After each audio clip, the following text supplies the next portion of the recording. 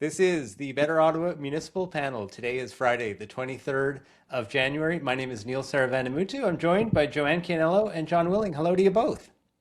Hello. How's it going, guys? Hey, so It's listen, we chilly. we were we were expecting this week to have very little to talk about and that we maybe wouldn't even have enough to do a pod. However, that's not what's happened. You jinxed us, Neil. You're like, oh, I don't know if there's enough. I'm like, don't do that. There's always a rule in newsrooms, right? When it's like a Friday afternoon and someone's like, oh, nothing's going on. You're like, why did you say that? Don't say that. Now we got a ton. Well, and we tape the pod traditionally early Friday afternoons too. And I always wonder once we get off the pod, it's like, all right, what's going to happen at 4 o'clock today? I wonder. What big news is going to drop before? I feel always bad for you, Neil, racing to get the pod up online, and I'm always worried that something's going to happen between the time we're done the pod and the time we get the pod up online. But Yeah. cross our fingers. I think we're done with all the news this week.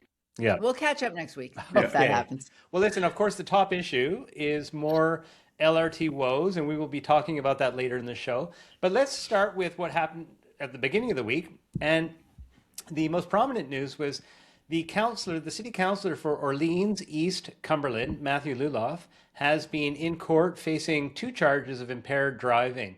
Now, it's important to clarify that these are allegations against Luloff. They have not been proven, and the judge is expected to issue a verdict on maybe February the 27th. That's the most likely date we're expecting at this point. So, John, maybe you can get us started and just recap what we know about the Luloff case. Yeah, so everything I'm going to say right now is just based on reporting from the testimony in court. But at a high level, what the court heard was that back in July 2024, one evening, a witness saw a Jeep drive, swerve over the road. The witness alleged the Jeep almost hit her. I think the witness followed the driver. And so fast forward, police showed up at, I guess it was Councillor Luloff's home. He was detained, given a breathalyzer. He blew, I believe it was double the legal limit over, I don't know if it was over, I don't want to correct myself, Yeah, it was double the legal 170. limit. Yeah. And so he was arrested and charged, as you say, Neil. And so the trial happened this week. One important part is his defense. He didn't take the stand in his own defense, so we don't hear exactly what happened from his point of view. But his lawyer did ask the judge to consider some what he believes are breaches to Councillor Luloff's charter rights. Several of them the defense is alleging. Mostly when it comes to when Councillor Luloff was detained and brought into custody. And so we'll find out what happens. We've been kind of waiting for this trial, after it's been almost, it's been a year and a half. It's been kind of snaking through the court. And so Councillor Luloff will find out later next month what happens next. Okay. So, Joanne, can I ask you, as we say, we won't get a verdict for another couple of weeks, but what does this signify for Luloff's future? I mean, if the verdict came in as guilty, do you think the residents of Orleans-East Cumberland would be prepared to re-elect Luloff?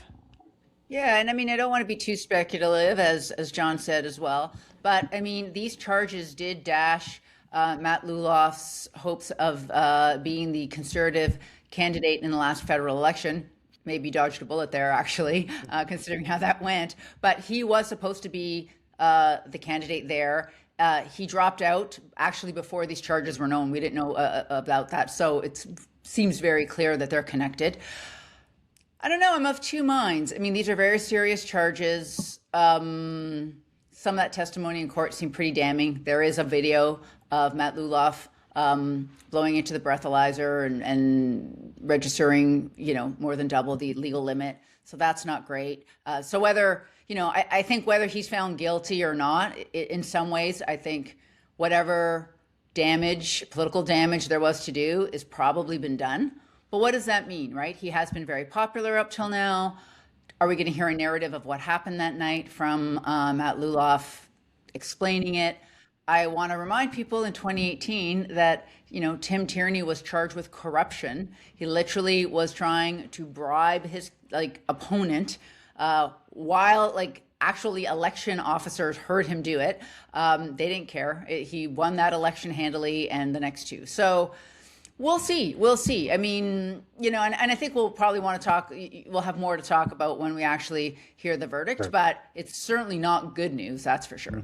Okay. Well, go ahead, John. Just add quickly, we haven't heard from Councillor Luloff. He hasn't said either way whether he's planning to run again too. Yeah. And so on many fronts, we're waiting to hear from the councillor to see what comes next. Okay. Well, there is a related story, and that is in the ward of Orleans-East Cumberland, there is a new name that has entered the race, and that name is Barbara Daniela Gandolfo. Now, Barbara has said that she will be contesting Luloff's council seat in October, and Barbara will be familiar to anyone that's been to any of our Better Ottawa events. You may have met Barbara there. She's been very active participants in those community gatherings. So, Joanne, I think you've briefly met Barbara. Maybe you could give some first impressions, and what do we know about this candidate? Sure. So, yeah, I have met Barbara at some of the Better Ottawa events where John and I have been panelists or I've been a moderator. She seems very actively involved in her community. I saw her video. She has a very nice video up introducing herself. Her family has grown up there, and I think it's like so many people, me included, she's looking at how can we improve transit, how can we improve services in our city. And, in her video, she talked openly about how the incumbent has been in for, some time and, the Orleans community is not getting the services they want. And I think we're going to hear that line of argument and of campaigning at the ward level, at the mayoral level. And so, yeah, I mean, she's very likable, right? So we'll see how it goes. I'm looking forward to seeing how she'll do. Okay, now, John, you and I are going to be on a panel. And in fact, Barbara is going to be one of the panelists along with us. And I think it's important. I just want to note that I did ask you to be part of that panel before we knew that Barbara would be a contestant and would have announced by this point. The question I have for you is, given the changing landscape, we've got the decline of local media, we've got, and then coupled with the power of incumbency, how do candidates actually get their name out there? Well, I mean, first of all, you start early, and you start way before the registration period. Just being a member of the community and being present and going to learn about your community and just introduce yourself to community members and introduce yourself to the movers and shakers in the ward, community associations, other organizations, businesses in the community. So it starts way before the registration period in May even comes around. But it's a great point, Neil. With the local media landscape, where do you go? Where do you get the most bang for the buck right now? A lot of people might say social media, and I think a social media presence is pretty important. But I think as candidates, you just got to know how to present yourself to even the legacy media too, because they'll want people who, if you're a broadcaster, can speak succinctly in sound clips. So a little bit of media training sometimes helps for candidates, knowing exactly what would make an interesting story for news outlets, and just being able to express yourself in very clear terms and really understand what you stand for and the policies that you would pursue if you're going to be elected. So it takes a lot of research. It takes a lot of shoe leather, going door to door, going to community events, and just being present in the community, and certainly know about all the important issues that are impacting voters in your ward if you're running at the ward level. Yeah. Okay. I remember when Michael Kakish won. He was, a one-term councillor at the time, it turned out to be. But when I asked people afterwards why they voted for him, they said they did not mention any issues. All they said was he came to my door 3 times. Yeah. People like to meet you, right? And they want to know that you're there. And to some of those voters, it signified that he would be a hard worker because he did that. Whether that's, whether those things are connected, but yeah, it's a lot of, as you say, it's a lot of shoes on the ground kind of work.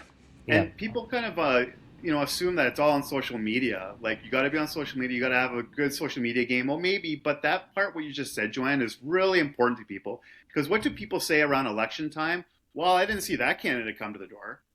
That's a really common phrase. Yeah. And so you don't want to be the candidate that didn't go to that door. And if you're, as you say, Michael Kakish did it 3 times, that's impressive. I remember him talking about that too after he got elected.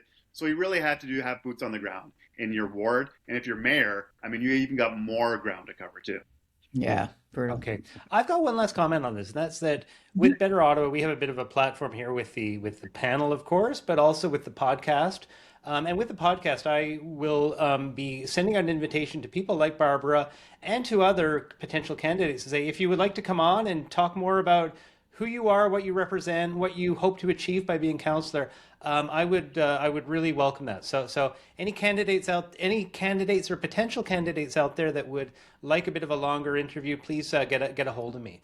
And it's important that I just want to be crystal clear with all of our viewers and listeners that we've never pretended that this is a news show. This is all opinion all the time, right? So we will, based on facts, though. We love the facts too. we love the facts, but if we think there's a We right and interpret them wrong differently. answer, we will go with the right answer. Okay. All right. Now, speaking of new candidates, we've actually had a new name come forward for the mayoral race. Very exciting. And I have to say, credit to Arthur Crummy White of CBC who scooped this and actually has been making most, if not all, of the major announcements around new candidates. So Arthur, keep it up. John, the candidate is Alex Lawson. Can you tell us what we know about Alex Lawson? Yeah, so I don't know Alex Lawson. I don't think at all really. I think I recognize the name, but he's been a part of the conservative circles in the city. I think he was part of the Canada Carleton Conservative Association. And it's interesting because it sounds like he's got a lot of credible people who are working on his campaign already, especially from like big C conservative circles and small C conservative circles too. He's got, it sounds like a pollster who's done a lot of polling for I think the liberals in the past, who's chairing his campaign. By the reporting in the CBC story, it sounds like he's trying to reach across party lines to try to find, in terms of building his campaign circle. But this is the point, guys, we've been really waiting to see, like, is it just going to be Jeff Leeper and the incumbent Mark Sutcliffe going head to head in the election? Here we have someone, it seems, with some credibility, because you're going to see a lot of people run for mayor. You're going to see a lot of people run across the city in ward races too. Some So you're looking of them are pretty wacky. Some of them are going to be wacky. If So- history is anything to go by, but not this guy. And he's, it sounds like he's got a lot of credible people around him. He's from the home building community too. He owns a business, Capital Framers. Framing, He's from, I think he lives in the Dunrobin area. He's talked about, he grew up, I think, in Herongate or around the Heron area. So really interesting. We'll see how this manifests over the next little bit. And so now, of course, what people are going to wonder is if it's going to pull support away from the incumbent mayor, and if this is going to really help Jeff Leeper. I don't know what you guys think. Well, Joanne, what's your thoughts? Yeah.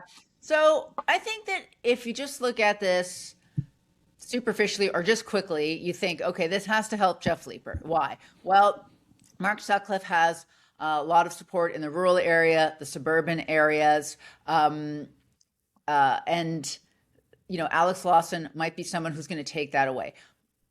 I do a lot of political gossiping. That's what I'm going to call it now. Like, let's go, you call it sources. But, I talk to a lot of people in politics. And what I've heard in the last couple of years from people I know in Toronto, from conservative circles, is the conservative folks, they backed Mark Sutcliffe last time. So they didn't want Catherine McKenney. But they have not been happy because they did not feel he was conservative enough. But until very recently, they didn't want to run someone to split the vote. Well, now they've decided they've changed their minds, right? And so what does this look like?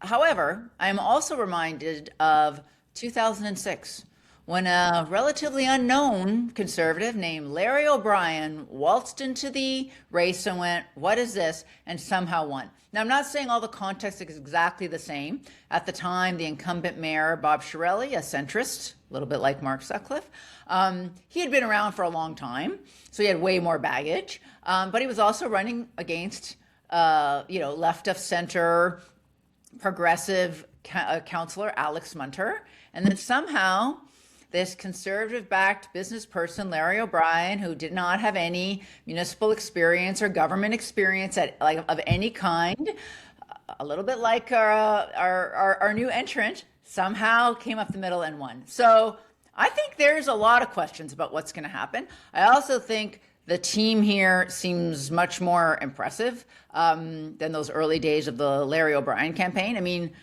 Fred Delory, like, he is a big deal, who's the senior advisor to that team. So I think we're in for kind of an interesting ride over the next 9 months. That's for sure. Yeah, I mean, a reminder, it is a long way away and a lot can happen over the course of those 9 months, but it is certainly injecting a lot of excitement into the race. So, and I got to say, it's great that we have this week 2 people that have stepped forward to say, yes, I want to get engaged in my city. I want to be a part of building a better Ottawa. So it's, I think I can speak for myself and hopefully the 2 of you that the more people we can get running, the better.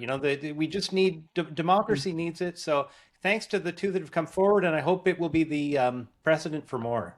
And I generally believe in that. I want to add something. As someone who has moderated mayoral debates where a bunch of lunatics have run, the people who we've talked about so far, great. But I have had to interview like people who have no business running for mayor. So yeah. I do want people to be engaged, but I want people to actually know something about City Hall. Because otherwise, actually, democracy is not served by a bunch of lunatics running who are doing it for a lark or have never learned anything about the city. Yeah, okay, that's my former journalist rant. I don't know about you, John. But... Well, no, and you took the words out of my mouth, essentially, Joanne. Yeah, we want a lot of people to run. I think that's great for democracy, but we want. I think a lot of people will pay attention to democracy and how the democratic process works if you have people around the debates, around the elections, who are well informed, can articulate their policy positions, can go head to head with each other on policy debates, and have a real good conversation about who should lead the city. That's what's interesting. The numbers are good, but people with a desire to make the city better, with an urge, with a credibility behind them, that's even makes the race. Some knowledge. Yeah. That would be nice. Yeah. Yeah. But you know what? It's look, the 3 of us, we pay incredibly close attention to City Hall affairs. I don't think others have the luxury to do the sort of investigation that we do, and then they don't know how to vote because a bunch of people run that they don't know, and we're always being asked as reporters, who should I vote for? Of course we can't tell them that. But like every election there's record numbers of candidates voting. So yeah, the number I'm with you, Neil, in that we should encourage people to run and to get involved and to understand the issues, right? But the numbers alone don't tell the story of democracy. No, and you know what? Like, if I can call them this, like the wingnuts, they're just the price of democracy, right? Okay, let's move on to our next topic, which is high-speed rail. So this week, Alto Train, now that's the Crown Corporation that has been tasked with bringing high-speed rail to Canada. They were in Ottawa holding public consultations, and all 3 of us were able to attend those public consultations. So, in fact, we ran into each other. I can't shake you anywhere, Neil, wherever we go. It was great to see you. Well, you know what? We were there, but I was quite surprised at the number of city councillors that were there, at the same time too. And saw Teresa Kavanagh, saw Marty Carr, saw Laura Dudas. I'm sure many others, but those are the 3 that I happened to see during the hour or so that I was there.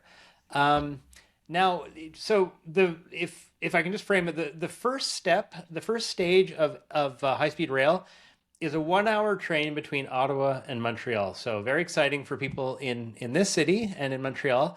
But can I ask both of you, what would you say are the big outstanding issues for the people of Ottawa? And, where do you stand on those issues? So John, why don't you get us started?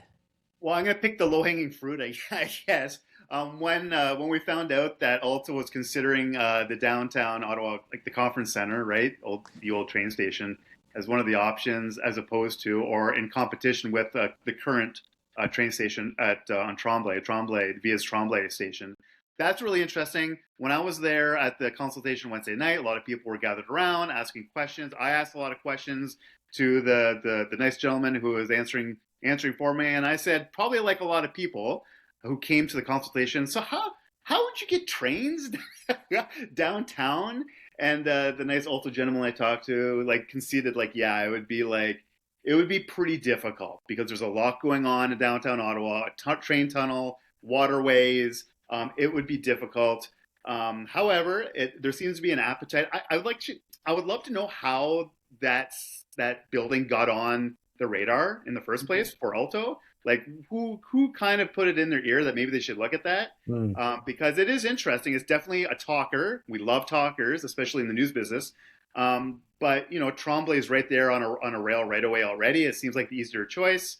But as the nice gentleman from Alto mentioned to me, you know what, the downtown, people are concerned about Tremblay not being downtown right now, but as the city grows, it will grow further possibly towards Tremblay with more development. And so it'll get kind of like, it'll join in with downtown. I don't know, but I found that to be definitely the most interesting thing at this stage in the Alto conversation. Before we turn to topic number 2, Joanne, do you have thoughts on that?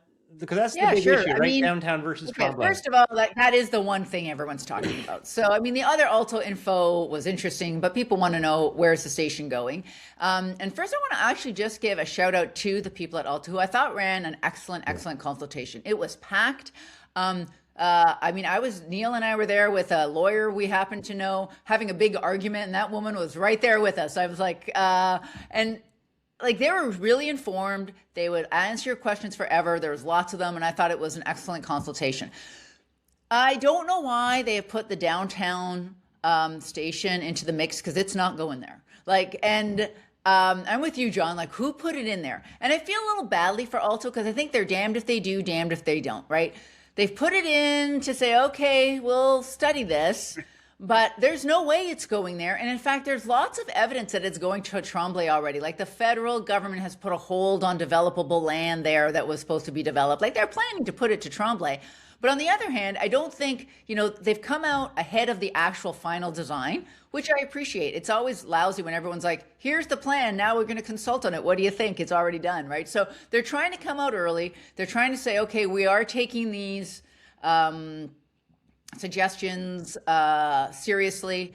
Personally, I'd be happy to spend more money if it could actually go downtown, but I don't know how feasible it is. I understand from some folks that, the station has to be 500 meters long, right, to actually take the train, and it needs a straight line. So there's a lot of engineering stuff. I think that Tremblay would be could be a great choice, because first of all, this is not happening for 10 or 15 years, right? But they're hoping to have it construction ready by 2029, and everything's always late, and take another 7 or 8 years after that to build it.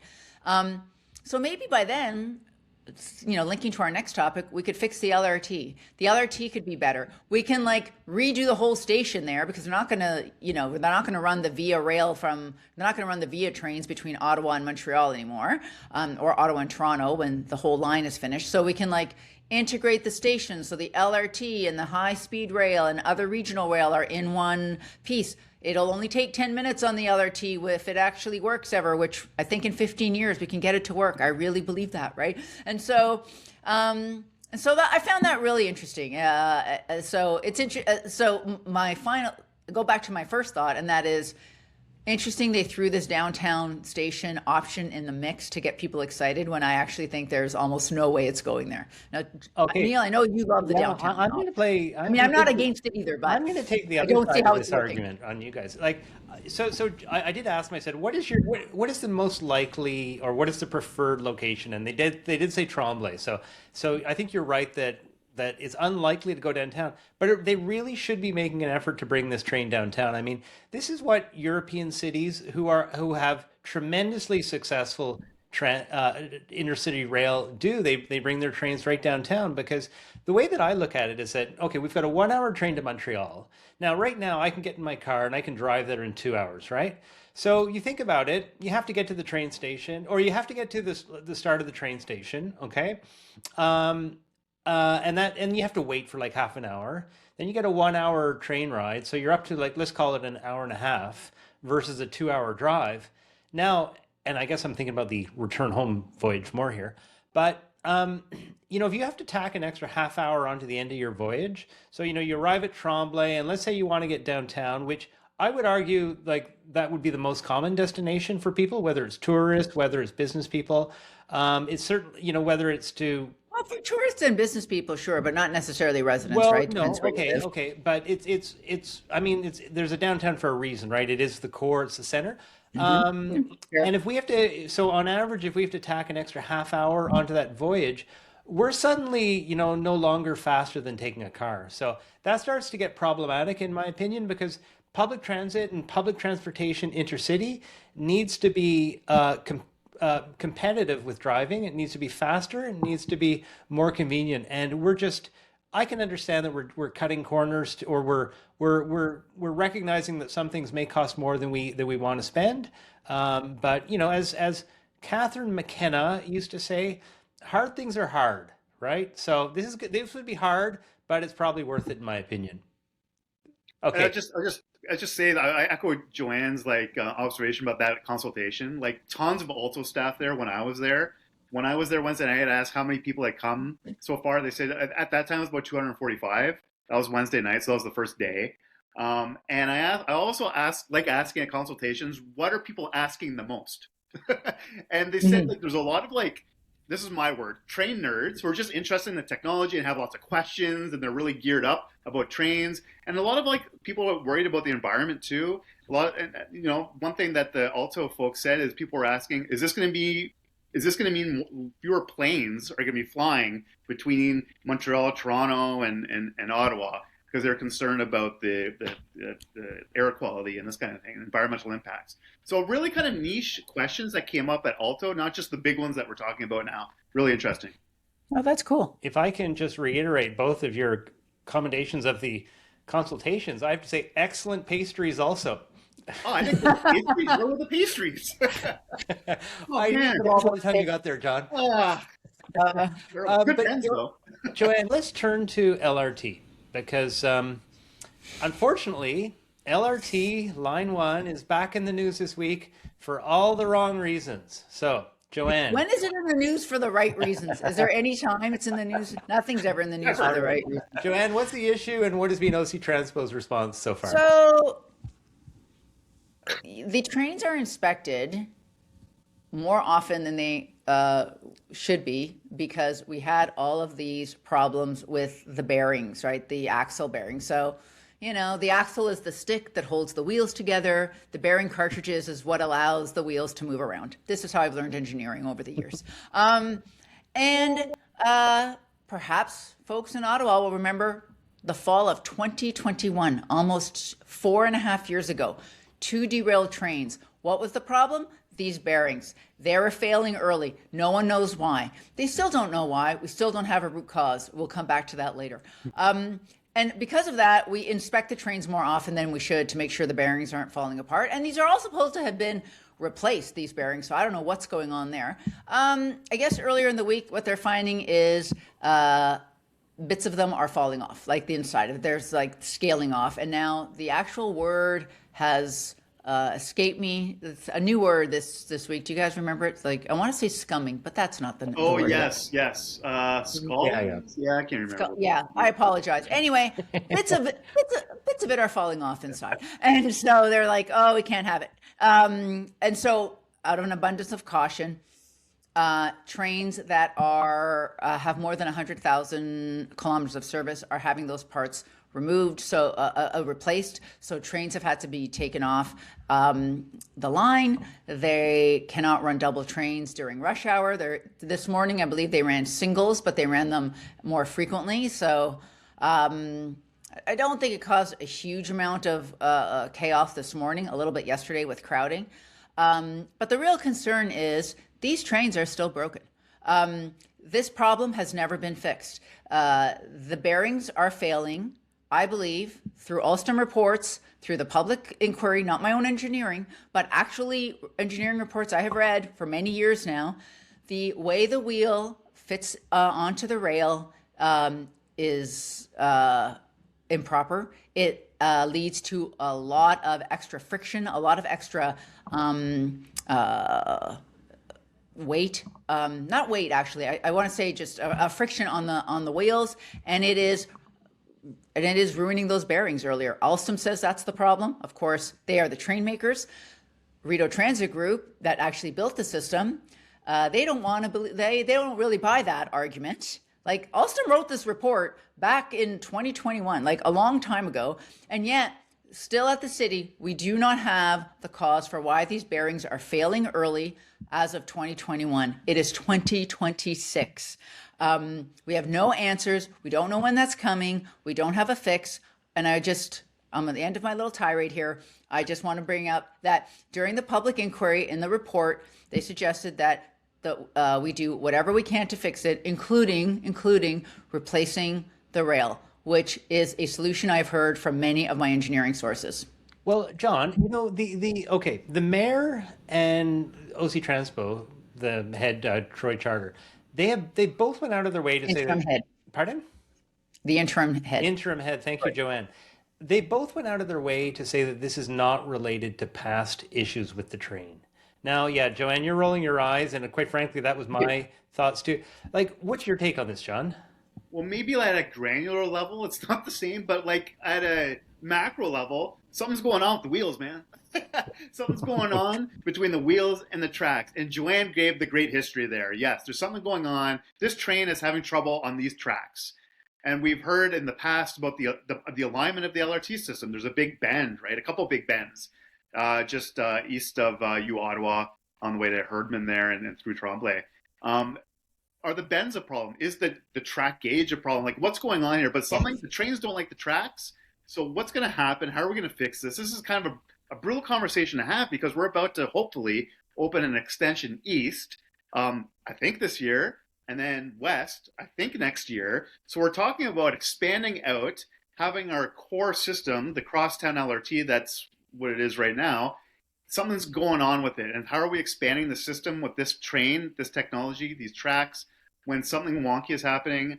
So there are short-term, medium-term, and long-term impacts. There are expensive impacts. We have no idea who's going to pay. I heard Mayor Sutcliffe on CBC Ottawa Morning the other day talk about the legal implications. No update. We don't know like what taxpayers are going to be on the hook for to make any fixes. So it's a perpetual issue and a perpetual outstanding issue.